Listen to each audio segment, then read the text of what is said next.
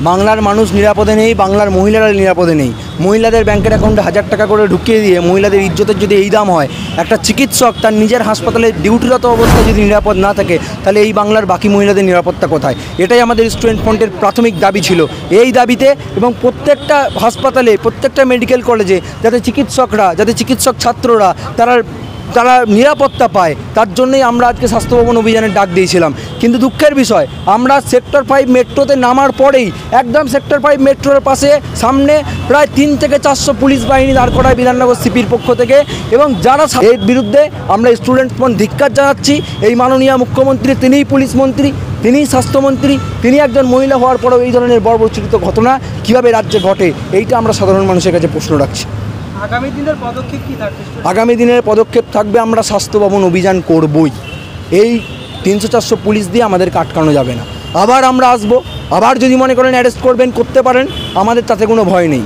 সারাদিন আমরা ওখানে থেকে বিধাননগর ইসিপিএস পুলিশ যারা ছিলেন তারা বুঝতে পেরেছেন যে স্টুডেন্ট ফ্রন্ট কী জিনিস। এই আন্দোলনটা হলো না, কিন্তু পুলিশ বাধা দিচ্ছে। এই আন্দোলন কি পরবর্তীকালে আপনাদের দেখব? অবশ্যই, আমি বললাম তো যে স্বাস্থ্য ভবন অভিযান আমাদের আজকে ইসিপিএস থানা বা বিধাননগর পুলিশ কমিশনারেট করতে দিলেন না।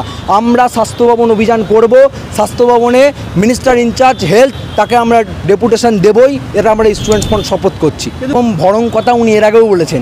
আনিস খানের যখন হত্যা হয়েছিল তখন উনি বলেছিলেন 15 দিনের মধ্যে বিচার হবে। যখন যাদবপুরে স্বপ্নকে র্যাগিং করে হত্যা করা হলো তখন উনি বলেছিলেন বিচার দেবেন, কিন্তু একটারও বিচার পাওয়া গেছে, একটারও বিচার পাওয়া যায়নি। তাই আজকেও এই যে হত্যাকাণ্ডে উনি বারবার করে বিভিন্ন ছেলে ভুলানো কথা বলছেন, আমরা স্টুডেন্ট ফ্রন্ট তার এই কথায় কোনো রকম গুরুত্ব দিচ্ছি না।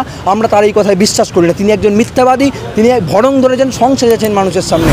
আমরা চাই অবিলম্বে প্রত্যেকটা দোষীকে গ্রেপ্তার করে তাদেরকে দৃষ্টান্তমূলক শাস্তি দেওয়া হোক। একজন সিভিককে, আপনারা জানেন, সিভিকের কথা বলতে মনে পড়লে এই সিভিক পুলিশকেই আনিসের হত্যাকাণ্ডের ক্ষেত্রে 2 জনকে অ্যারেস্ট করা হয়েছিল, তারপরে ছেড়ে দেওয়া হয়েছিল।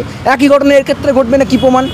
হয়তো এর পেছনে প্রভাবশালীর হাত আছে, তাদেরকে বাঁচাতে একজন সিভিককে গ্যারেজ করে দেওয়া হলো। তাই এর বিরুদ্ধে আমাদের স্টুডেন্ট ফ্রন্ট আমরা সোচ্চার হব। এবং সুপারকে ক্লোজ করা হয়েছে, আরজিকর মেডিকেলের সুপারকে।